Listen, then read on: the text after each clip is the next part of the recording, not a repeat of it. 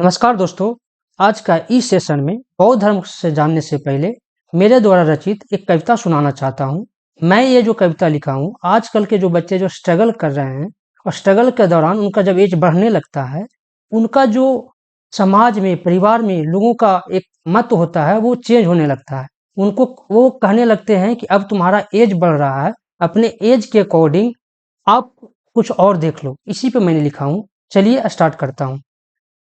लिखा हूं, बढ़ते उम्र का तगाजा क्यों करे, बढ़ते उम्र का तगाजा क्यों करे, अपनी जिंदगी है इसे समझौता क्यों करे। बढ़ते उम्र का तगाजा क्यों करें, अपनी जिंदगी है इसे समझौता क्यों करें। लड़ते आया हूं अपनी किस्मत से, लड़ते आया हूं अपनी किस्मत से और लड़ूंगा मरते दम तक। लड़ते आया हूं अपनी किस्मत से और लड़ूंगा मरते दम तक। यही मेरी जिंदगानी है और यही है मेरी खासियत, यही मेरी जिंदगानी है और यही है मेरी खासियत। मंजिल मेरे सामने है, मंजिल मेरे सामने है, चैन से बैठूंगा इसे पाकर। मंजिल मेरे सामने है, चैन से बैठूंगा इसे पाकर। लड़ते आया हूं अपनी किस्मत से और लड़ूंगा मरते दम तक। तो चलिए इस कविता के साथ आप लोगों का टेक्निकल क्लास में स्वागत है। आज के इस सेशन में बौद्ध धर्म के बारे में बात करेंगे। देखिए, किसी धर्म को पढ़ने से पहले आप उस धर्म को जाने कि धर्म का स्थापना कब हुआ, संस्थापक इसके कौन रहे थे। देखिए, धर्म क्या है? धर्म एक मत है, एक विश्वास है। किसी धर्म का मतलब किसी अपना अपना एक रिलीजियस पॉइंट होता है। सबका एक मत होता है, एक विश्वास होता है, रिलीजियस प्रैक्टिस उसी के अकॉर्डिंग लोग करते हैं। तो जो बौद्ध धर्म का जो संस्थापक हैं वो महात्मा बुद्ध हैं। अब बात आती है कि बौद्ध धर्म पढ़ने से पहले आपको इसमें क्या क्या चीज रहा होगा। अब सोचिए कि कोई भी धर्म आता है, उनका जो उपदेश जो होते हैं, उनके द्वारा कहे गई बातें जो होती है, जो लोगों को फॉलो करना होता है, उनको प्रैक्टिस में लाना होता है, वो चीज किसी न किसी किताब में लिखा जाता है। तो बौद्ध धर्म का एक अपना धर्म ग्रंथ है। तो इस धर्म ग्रंथ से क्वेश्चन पूछे जाते हैं। दूसरा क्वेश्चन क्या आ सकते हैं? तो दूसरा क्वेश्चन आ सकते हैं कि इनका जन्म कहाँ हुआ था। इनके अपने जिंदगी से रिलेटेड आ सकते हैं, क्योंकि जन्म जन्म के बाद 29 साल तक तो नॉर्मल आदमी ही थे ना, नॉर्मल व्यक्ति ही थे 29 साल तक, जब तक कि घर त्याग न दिए। घर त्याग करने के बाद जब इनको ज्ञान की प्राप्ति हुआ, तब इनको लोग एक मानव या महापुरुष मानने लगे, इनके बातों को लोग मानने लगे।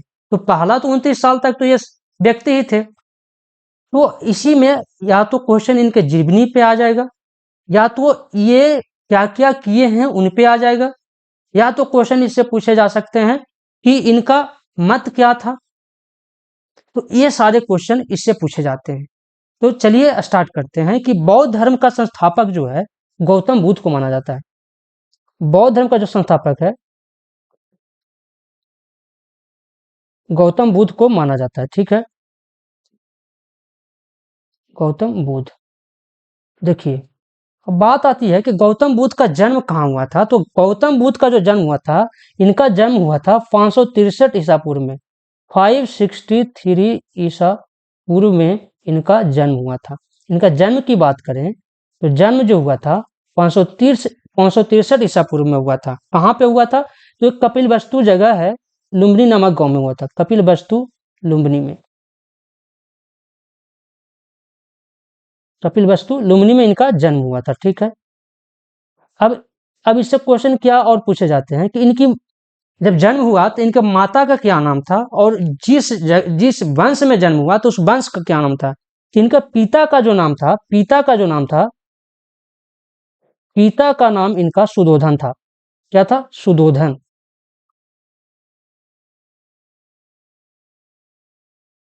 ठीक है, पिता का नाम क्या था? सुधोधन था। ये जो थे, वंश कौन था इनका? इनका वंश जो पूछा जाता है, कभी कभी पूछ दिया जाता है, तो इनका वंश जो था शाक्य वंश थे, शाक्य वंश था। और इनके माता का जो नाम था, चलिए माता का नाम की बात करें तो माता का नाम इनका जो था वो था महामाया। क्या नाम था? ये पूछे नहीं जाते हैं, लेकिन फिर भी एक जान लीजिए, महामाया। महामाया माता का नाम माया, महामाया था। और ये जो जो थी, ये कोलीय वंश की थी, कोलीय वंश की महारानी थी। ठीक है, अब सोचिए कि इनके पापा बाबूजी जो हुए, महात्मा बुद्ध के जो पापा जो हुए, वो बाबूजी जो हुए वो क्या थे? वो भी राजा थे और ये भी महारानी थी। ये इतने बड़े घर में जन्म लिए कि इनको 29 साल तक पता ही नहीं था कि बूढ़ा आदमी क्या होता है। मतलब सोचो कि बुद्ध भगवान को इस टाइप से पाला पोसा गया था कि एक वृद्ध व्यक्ति को नहीं देखे थे, एक बीमार व्यक्ति को नहीं देखे थे। जब ये बाहर निकले, जब देखे तो इनका अपना मत चेंज हुआ, तब इन्होंने अपना घर त्यागने की फैसला किया। तो इनसे जो रिलेटेड जो बात हो गया, पहली बात मैंने बोला क्या कि इनका जन्म का हुआ 563 ईसा पूर्व में। कहाँ पे हुआ था? तो कपिल वस्तु लुम्बिनी नामक स्थान पे हुआ था। इनके पिता का नाम क्या हुआ? इनका पिता का नाम सुधोधन था, जो शाक वंश के राजा थे। और इनकी माता का नाम महामाया था, जो कोलिय वंश की महारानी थी। अब क्या होता है कि जैसे ही इनका जन्म होता है, तो जन्म होने के बाद इनकी माता का मृत्यु हो जाता है। इनकी माता जो महामाया जो थी, उनका मृत्यु हो जाता है। तो इनका जो पालन पोषण जो होता है, बहुत बार पूछा जाता है कि गौतम बुद्ध का पालन पोषण किसने किया था? तो पालन पोषण जो इनका जो किया था, वो पालन पोषण किया था, उनका नाम था प्रजापति गौतमी। याद रखिएगा, प्रजापति गौतमी।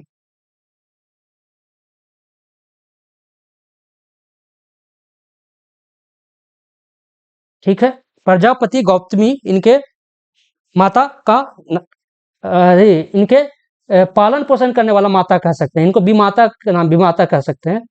माता मतलब इनका तो मृत्यु हो गया, तो इनको जो पालन पोषण करने वाला जो विमाता थी, प्रजापति गौतमी थी। अब इनका जो विवाह जो कर दिया गया बौद्ध धर्म में, सॉरी, इनका जो गौतम बुद्ध का जो विवाह कर दिया, इनका जो बचपन का जो नाम था, ये भी पूछा जाता है कि गौतम बुद्ध का बचपन का नाम क्या था। तो याद रखिएगा, बचपन का जो नाम था इनका, बचपन का जो नाम था वो सिद्धार्थ था। क्या था? सिद्धार्थ। इनका गौतम बुद्ध नाम तब पड़ा जब इनको ज्ञान की प्राप्ति हो गई। इससे पहले इनका नाम क्या था? सिद्धार्थ था। बचपन का नाम इनका सिद्धार्थ था। इनका सबसे बड़ी बात क्या है कि उस समय आप जानते हैं कि हम मतलब उस समय ऐसा था कि कम एज में शादी कर दिया जाता था। तो इनका जो शादी जो था वो 16 वर्ष की उम्र में कर दिया गया था। इनके जो गौतम बुद्ध जो हुआ, सिद्धार्थ कर सकते हैं, गौतम बुद्ध का जो शादी कर दिया गया था, इनका जो शादी हो गया था, मैं यहाँ पे लिख दे रहा हूँ, शादी जो हुआ था 16 वर्ष की उम्र में हुआ था। समझ रहे हैं? 16 वर्ष के उम्र में शादी हुआ था। अब ये 16 वर्ष की उम्र में शादी हुआ था। इनके पत्नी का जो नाम था यशोधरा था। याद रखिएगा, पत्नी का जो नाम था, पत्नी का नाम जो था यशोधरा था। पत्नी का क्या नाम था? यशोधरा था। पत्नी का नाम जो था यशोधरा था। चलिए, इतना तक समझ में आया होगा। अब सोचिए, इनका जिंदगी, अब इनका जीवन चल रहा था। 16 साल की उम्र में इनका शादी हो जाता है। इनका पत्नी का नाम यशोधरा था। इनका एक बच्चा का नाम जो था, इनका इनके इनके से इनके एक संतान की प्राप्त होती है। इनका पुत्र का नाम था, इनका पुत्र का नाम था राहुल। क्या नाम था? राहुल। ठीक है। ऐसे ये सब क्वेश्चन नहीं पूछे जाते हैं, पुत्र का नाम ये सब नहीं पूछे जाते हैं। इनसे जो क्वेश्चन जो पूछे जाएंगे, इनको बौद्ध संगतियां, इनके किताब के बारे में पूछे जाते हैं। और इनको मरने के बाद मतलब कि इनके साथ जो जो, जैसे पहला बार भाषण कहाँ दिए, पहला बार धर्म कहाँ पे अपना भाषण दिए, या फिर कह सकते हैं कहाँ पे अपना धर्म का प्रचार किए। उसके बाद पूछा जाता है कि बौद्ध संगतियां कहाँ कहाँ हुई। ये सब इससे क्वेश्चन आते हैं। लेकिन मैं ये चलते ये बता दे रहा हूँ कि ये भी जानकारी होना चाहिए। किसी धर्म के बारे में आप जान रहे हैं तो उनके बारे में पता होना चाहिए कि एक आदमी थे जिन्होंने 29 साल की उम्र तक एक साधारण व्यक्ति थे, लेकिन उसके बाद उन्होंने ज्ञान की प्राप्ति करी। ऐसे जैसे आज के टाइम में आप देखेंगे बहुत बड़े जो महात्मा जो लोग होते हैं, उनके पास ज्ञान का भंडार होता है। आदमी उनके बातों को फॉलो करने लगता है। यही तो है कि आदमी जब उनके बातों को मतों को फॉलो करने लगेगा तो अपना वो लिखना स्टार्ट करते हैं। तो ये सब चीजें थी, इनका फैक्ट हो गए। क्या क्या फैक्ट हो गया? इनका जन्म कहाँ हुआ, इनका माता का क्या नाम था, पिता का क्या नाम था, इनका पत्नी का क्या नाम था, इनका बेटा का क्या नाम था, अब कितने साल में इनका शादी हो गया, और इनके पुत्र का क्या नाम था। ये सब हो गया इनके फैक्ट्स। अब आगे बात करते हैं कि अब क्या होता है, मेन इसके बाद आता है। अब इनका क्या हुआ कि जब बाहर गए तो इनको 4 चीज देखे थे। उतना डिटेल में हम नहीं बताऊंगा ना, तो वीडियो बहुत ही लंबा चला जाएगा। बस आप इतना जानिए कि 29 साल की उम्र में पूछा जाता है कि महात्मा गांधी, सॉरी, महात्मा गांधी नहीं, महात्मा बुद्ध जो थे, या बोल सकते गौतम बुद्ध जो थे, कितने साल की एज में और कितने साल में घर को त्याग किए थे? तो 29 साल की उम्र में। 29 साल, 29 साल की उम्र में गृह त्याग किए थे। तो यहाँ लिख दे रहा हूं, गृह त्याग कब किए थे? 29 बरस की में। ठीक है, जब गृह 29 बरस में त्याग किए, तो गृह त्याग करने के बाद इनका जो यही गृह त्याग करने के जो प्रक्रिया को इनके ग्रंथ में महाभिनिष्क्रमण के नाम से जाना जाता है। महाभिनिष्क्रमण, ठीक है, महाभिनिष्क्रमण के नाम से इनको जाना जाता है। जब गृह त्याग किए तो इस घटना को महाभिनिष्क्रमण के नाम से जाना जाता है। लेकिन इनके 3 घटना आपको याद रखना है। एक महाभिनिष्क्रमण, ठीक है, और दूसरा जो है धर्मचक्र परिवर्तन। दूसरा क्या है? धर्मचक्र परिवर्तन। ठीक है, दूसरा क्या है? धर्मचक्र परिवर्तन। चलिए आगे के स्लाइड में आपको दिखाता हूं। हाँ, यहाँ पे मैं लिखता हूँ 3 चीज आपको क्या क्या याद रखना है। एक याद रखना है क्या? महाभिनिष्क्रमण,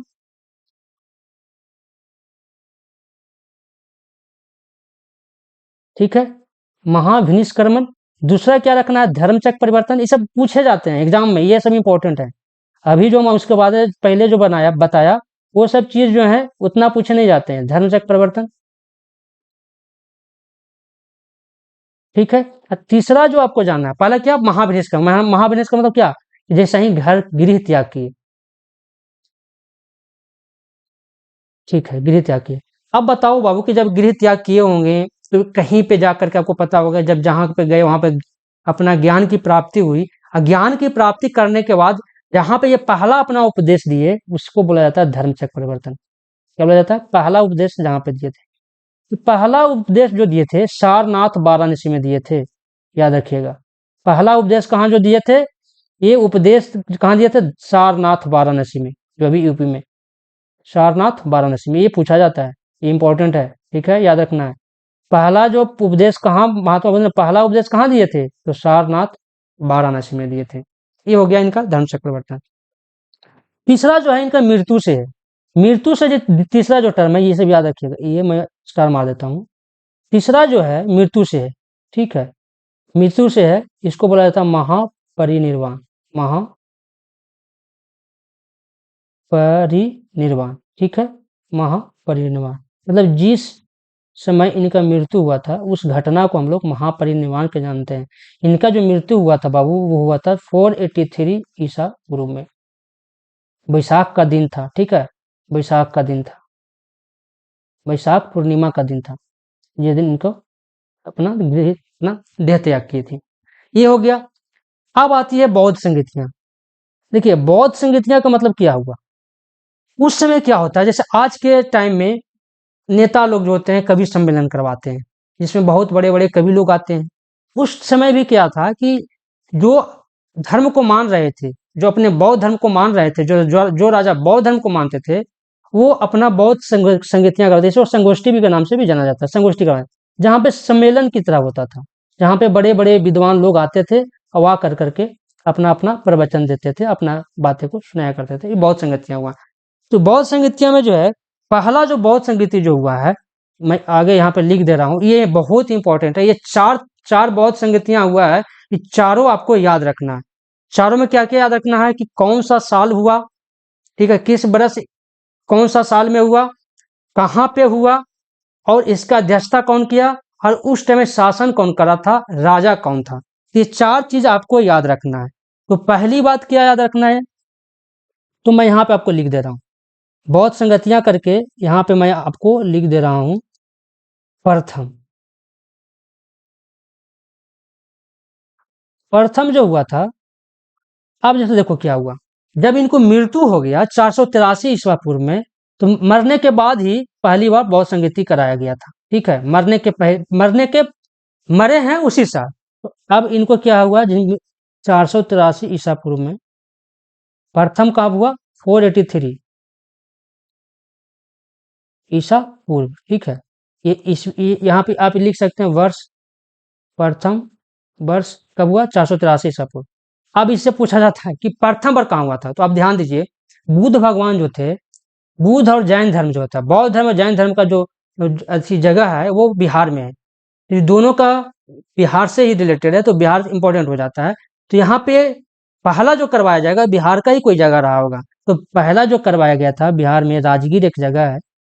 जो बिहार के लोग होंगे वो राजगीर जानते होंगे, मैं भी बिहार का हूँ तो मुझे पता है राजगीर। अगर जो बच्चे कभी नहीं गए हैं तो राजगीर जाकर घूम सकते हैं, ये सब वो तीर्थ स्थल के रूप में मान सकते हैं। तो ये हो गया राजगीर। राजगीर में प्रथम अध्यक्षता कराया गया था, यह स्थान हो गया। ठीक है, सॉरी।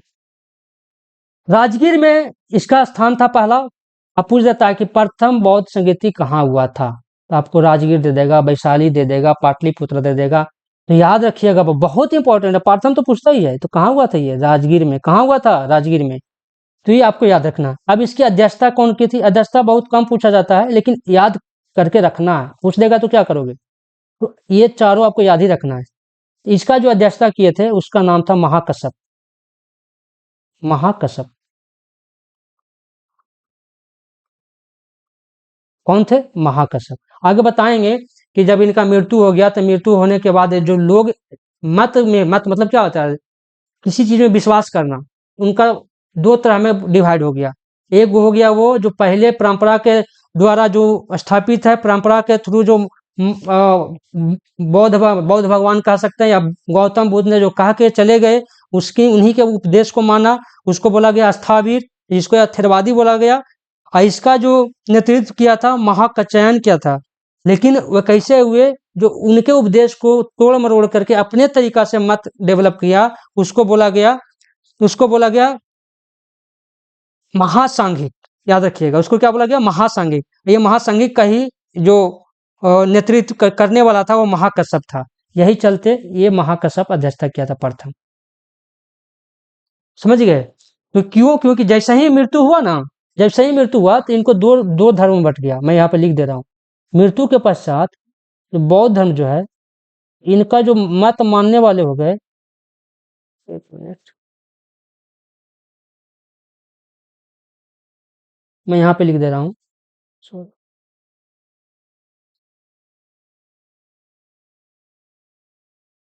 बौद्ध धर्म, ठीक है। अब ये जो बौद्ध धर्म हो गया बाबू, ये दो भागों में विभक्त हो गया इनके मृत्यु के बाद। एक हो गए कौन, अस्थावीर। अस्थावीर या इसी को बोला जाता है थेरवादी। ठीक है। और दूसरा जो हो गया महासांघिक।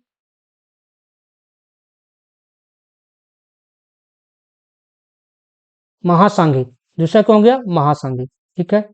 अभी इसका जो कहा था महाकच्चयान ने किया था, इसका जो नेतृत्व जो किया था कि नहीं हम जो गौतम बुद्ध दे के चले गए हैं उन्हीं के बातों को मानूंगा, इनका जो किया था वो महाकच्चान ने किया था। कौन किया था, महाकच्चान ने। ठीक है। और इनका जो किया था महासांघिक को जो किया था ये महाकश्यप था। तो अब क्या हुआ ना कि जैसे ही मरा ना, तो मरने से जैसे ही मरे ना, सॉरी, जैसे ही गौतम बुद्ध का मृत्यु हुआ, तो ये जो इनके मतों को तोड़ मरोड़ करके अपने मत में मिला करके अपने तरीका से, ये ज्यादा स्ट्रांग था। ये जो महाकश्यप ज्यादा स्ट्रांग था, ये चलते महाकश्यप जो था प्रथम अध्यक्षता किया था। अब किसके शासन काल में हुआ था, तो ये याद रखिएगा, उस समय मगध का जो राजा थे वो अजात शत्रु थे। कौन थे, अजात शत्रु। ये राजा थे। ठीक है, इतना समझ में आ गया। तो प्रथम कब हुआ था, कहाँ हुआ था, राजगीर में। राजगीर में हुआ था। कहाँ पे हुआ था, कितना ईस्वी सन में, 483 में हुआ था। स्थान कौन था, राजगीर था। और इसका अध्यक्षता कौन किया था, महाकश्यप किया था। और यहाँ पे इसके उस समय शासन कौन चला रहे थे, तो मगध के शासन काल में मगध के जो राजा थे वो अजात शत्रु थे। चलिए द्वितीय की बात करते हैं। अब इसी बौद्ध धर्म में हम अब आगे पहले डिस्कस कर दिया है कि जन्म कब हुआ था, 563 ईसा पूर्व में। पिता का क्या नाम था, सुधोधन थे, शाक वंश के थे। महामाया देवी, माता का नाम महामाया देवी थी। सॉरी, माता का नाम महामाया देवी थी। ठीक है। अब माता के नाम महामाया देवी, ये कौन से थे, कलिया वंश की थी। कलचुरी इसको बोलते हैं। बचपन का नाम इसका क्या था, सिद्धार्थ। बचपन का नाम क्या था, सिद्धार्थ था। पालन पोषण भी माता प्रजापति गौतमी। सब मैंने आगे डिस्कस कर चुका हूं, ये फैक्ट है, तो यहाँ पे आपको मिल गया। गौतम बुद्ध हो गए संस्थापक, पत्नी का नाम यशोधरा, पुत्र का नाम राहुल, सारथी। हाँ, ये 2 चीज बहुत इंपॉर्टेंट है। ये 2 चीज एग्जाम में पूछे गए थे।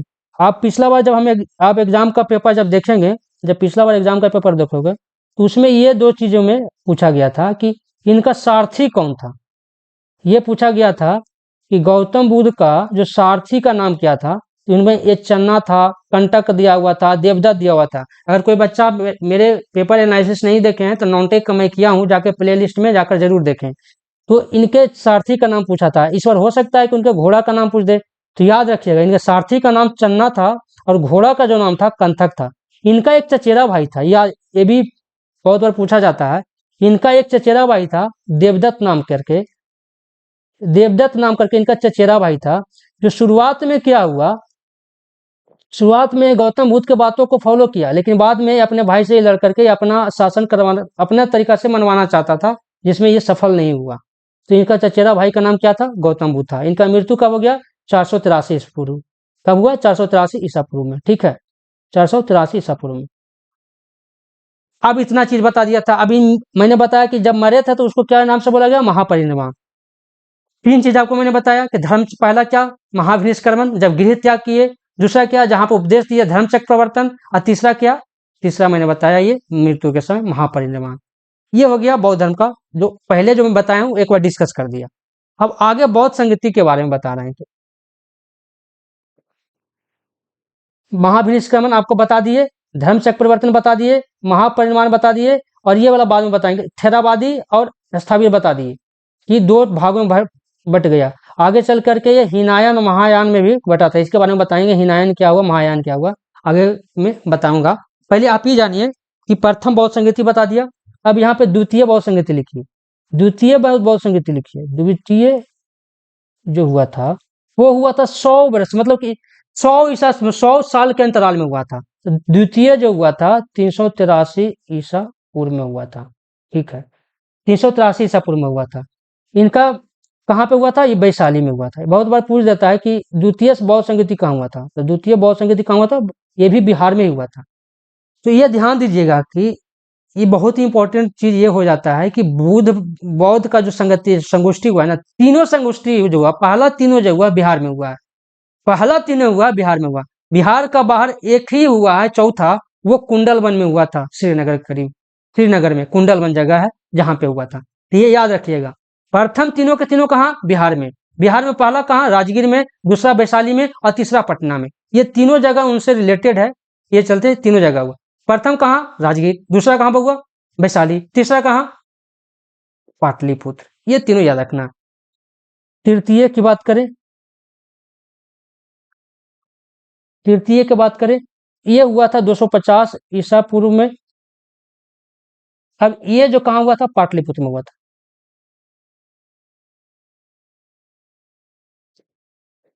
पाटलिपुत्र में हुआ था। चतुर्थ की बात करें, चतुर्थ बौद्ध संगति कहाँ हुआ था, जो चतुर्थ जो हुआ था वो 98 ईसा पूर्व में हुआ था।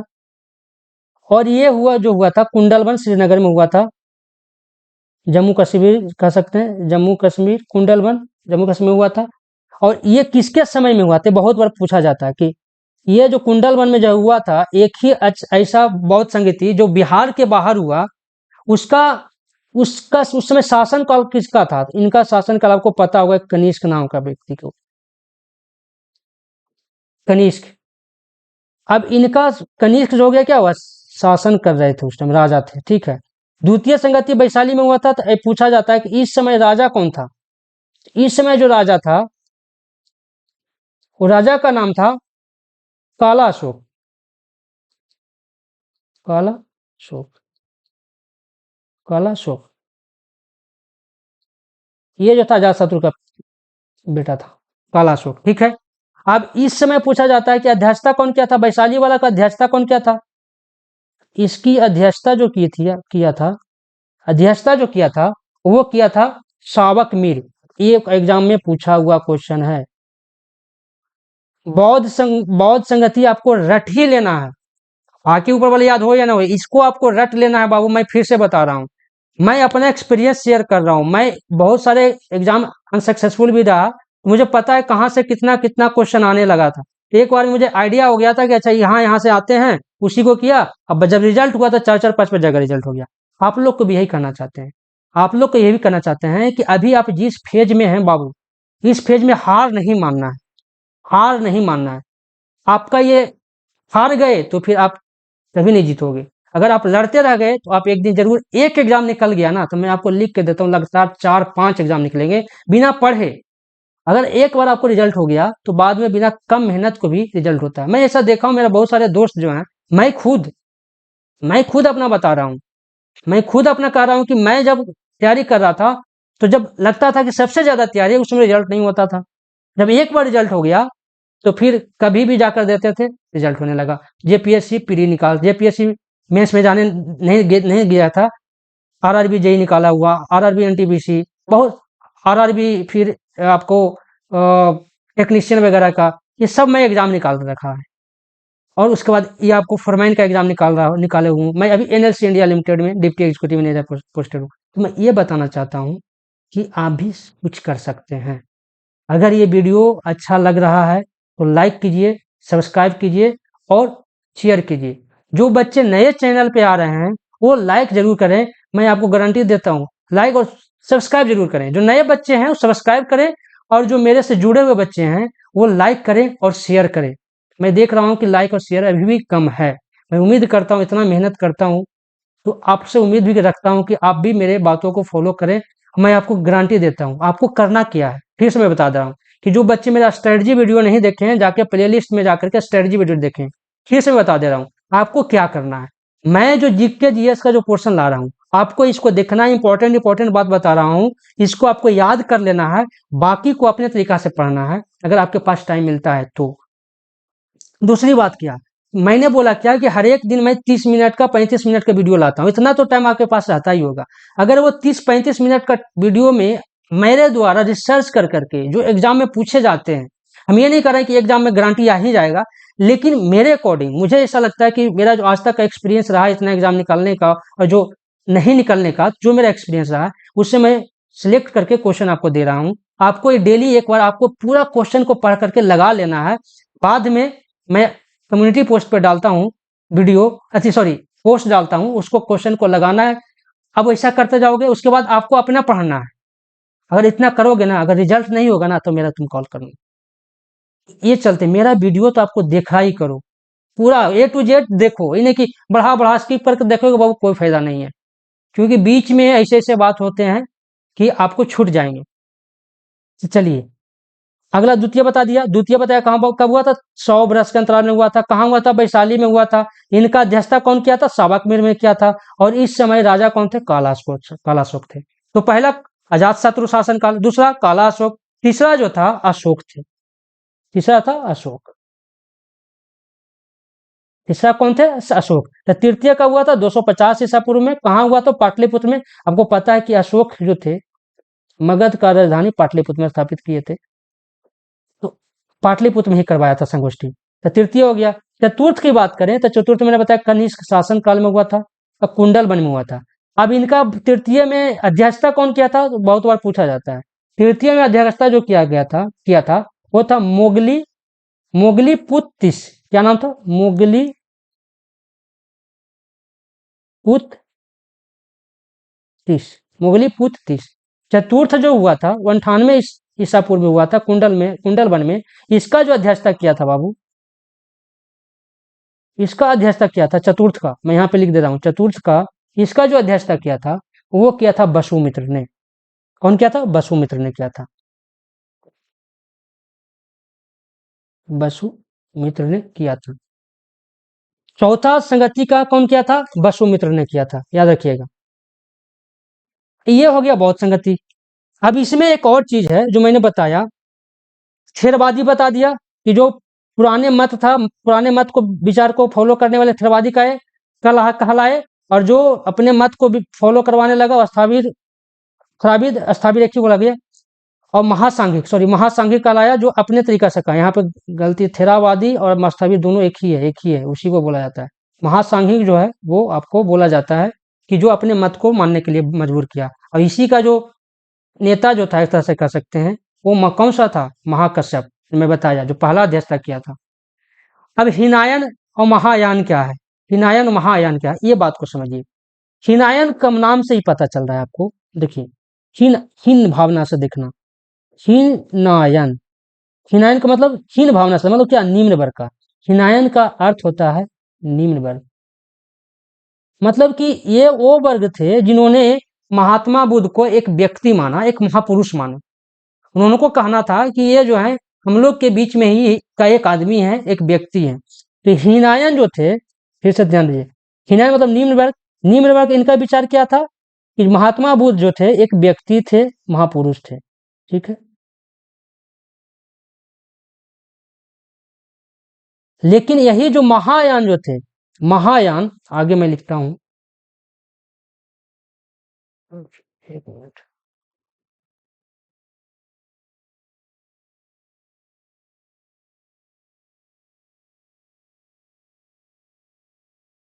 ये आगे मैं इसमें दिखा रहा हूं। हाँ, अब यहाँ पे मैं लिख रहा हूँ, ध्यान दीजिएगा। मैंने बताया क्या, हीनायन महायान, महायान, हिनायन मैंने बताया क्या, ये निम्न वर्ग का, इनको मानना क्या था, ये मानते थे, हिनायन का कहना क्या था कि महात्मा बुद्ध जो है एक व्यक्ति है, महापुरुष।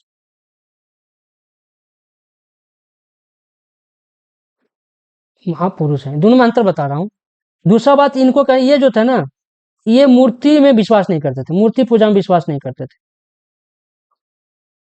मूर्ति पूजा में विश्वास नहीं करते थे, क्योंकि भगवान को, बुद्ध को भगवान मान ही नहीं रहे थे, देवता मान ही नहीं रहे थे, तो मूर्ति पूजा में विश्वास नहीं करते।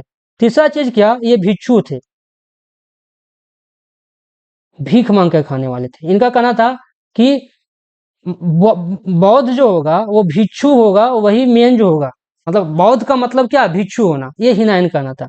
महायान की बात करें बाबू, इसका उल्टा, इसको उत्कृष्ट मानते हैं, अपने आप को उत्कृष्ट। ठीक है, दूसरी बात क्या, ये देवता माने, महात्मा बुद्ध को देवता माने, इसलिए जब देवता माने तो आप कह सकते हैं कि ये आत्मा और पुनः जन्म के विश्वास रखते हैं, आत्मा और पुनः जन्म, पुनः जन्म में विश्वास रखते हैं। ठीक है, इतना बहुत, देखिए इतना डीप में नहीं जाएगा, आपको पूछ देगा कि हिनायन और महायान किस धर्म से संबंधित है, इस टाइप का क्वेश्चन आएगा इसमें। ये बीपीएससी यूपीएससी टाइप का नहीं, हम फिर भी बता दे रहा हूं। आपको पूछेगा हिनायन, सॉरी, हिनायन और महायान जो है किस धर्म से संबंधित है, किससे है, बौद्ध धर्म से है। ठीक है, इससे एक और क्वेश्चन पूछ सकता है। देखिए, आप पढ़ोगे तो अपने आप क्वेश्चन राइज कर सकते हो। हिनायन महायान, दूसरा अस्थावीर, अस्थावीर या महासांघिक,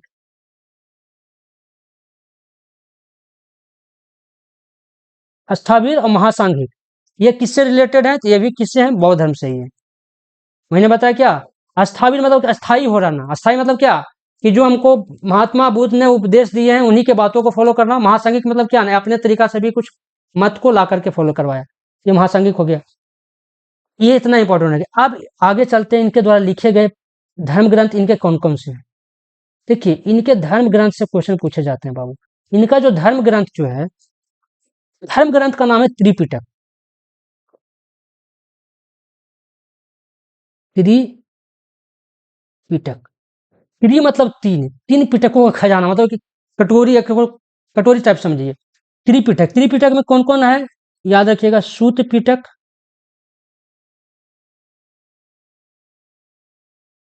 विनय पिटक,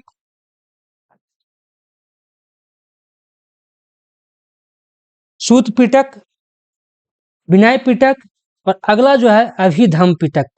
क्या है, अभिधम पिटक, सूत पिटक, विनय विनय पिटक और अभिधम पिटक, ये त्रिपिटक हो गए। सूत पिटक जो है सबसे बड़ा धर्म ग्रंथ है। सूत पिटक जो है बृहत, ये तीनों में सबसे बड़ा है, बृहत है। ठीक है, ये सबसे छोटा पूछ देता है कि इसका सबसे छोटा धर्म ग्रंथ कौन है, तो विनय पिटक है, लघुत्तम, सबसे छोटा। सबसे बड़ा कौन है, सूत पिटक, सबसे छोटा कौन है, लघु लघु लघुत्तम पिटक जो विनय पिटक है, और अगला जो है मध्यम मतलब बीच वाला कौन है? अभिधम पिटक, ये मध्यम पिटक है, मतलब ये दोनों के बीच वाला है। ठीक है, अब इसमें इनका उपदेश संकलित है। सूत पिटक में आपको ज्यादा नहीं करना है। सूत पिटक में क्या है, तो जो बौद्ध भगवान का जो संवाद है और उनका जो उपदेश है इसमें है। उपदेश एवं संवाद संकलित है, उपदेश एवं संवाद। ठीक है, विनय पिटक में बाबू जो है इसमें इनके आचार विचार नियम, विनय पिटक में आपको नियम रेगुलेशन मतलब कैसे नियम फॉलो करना, कौन कौन सा नियम है, ये आपको विनय पिटक में है। और अभिधम पिटक में जो है वो जितने भी इनसे आध्यात्मिक जो हुए, आध्यात्मिक या दार्शनिक जो है विचारों का वर्णन है, दार्शनिक विचार। आपको इतना नहीं पूछेगा, आपको सिर्फ याद रखना है क्या, कि धर्म ग्रंथ इनके का नाम क्या है, त्रिपिटक है। त्रिपिटक में आपको याद रखना है ये कि सूत पिटक, विनय पिटक और अभिधम पिटक। ठीक है, इतना आई थिंक आपको क्लियर हुआ होगा। अब इससे एक और क्वेश्चन आता है जो मैंने आपको टाइटल में दिया हुआ हूं, ये हो गया धर्म ग्रंथ, ये हो गया जो टूट गया जो। अब आगे इसका जो एक और जो बात है जो आपको याद रखना है बाबू लोग, वो जो है इनके जिंदगी से क्या क्या घटनाएं घटी है और उनका प्रतीक क्या रहा है। तो देखिए अगला जो है बुद्ध के जीवन की घटनाएं एवं उनके प्रतीक, इसमें आगे आगे वाला स्लाइड में बता देता हूं ताकि आपको यहाँ पे लिख दे रहा हूं। बुद्ध के जीवन, बुद्ध के जीवन की घटनाएं एवं उनके प्रतीक।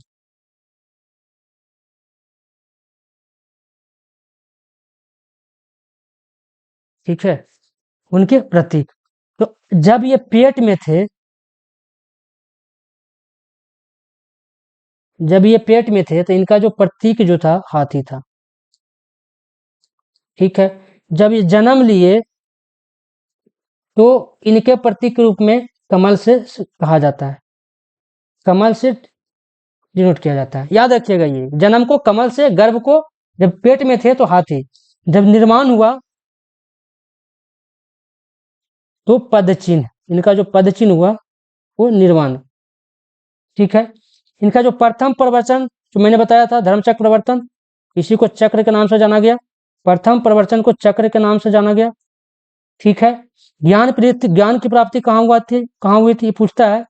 ज्ञान की प्राप्ति जो हुई थी गया में निरंजना नदी, बोध गया जो जानते हैं, गया में निरंजना नदी जिसको फाल्गु नदी के किनारे एक बोधि वृक्ष है वहां पे, इसलिए बोधि वृक्ष। ठीक है, अब क्या है कि जब अब देखो जन्म लिए, जन्म हुआ तो बड़ा हुए होंगे, यौवन को इनको किससे कहा जाता है, जवानी, तो जवानी को इनको दिखाया जाता है साढ़ से, किससे, साढ़। ठीक है, अगला जो है समृद्धि, मतलब कि किस टाइप समृद्धि, समृद्धि को इनको शेर से। और इनका जो मृत्यु जो है कहाँ दिखाया गया है, स्तूप में। और इनका गृह त्याग को दिखाया गया घोड़ा से। ऐसे याद रखना है, गृह त्याग का मतलब क्या, कैसे थोड़ी के ऐसे थोड़ी के अकेले जाएंगे, तो घोड़ा के साथ गए होंगे, गृह त्याग करके घोड़ा के साथ चले गए। मरने के बाद कहाँ लिखा गया इनको, स्तूप में, ये याद हो गया। गर्भ में हाथी, जन्म में लेने के बाद उनको कमल को दिखाया गया था।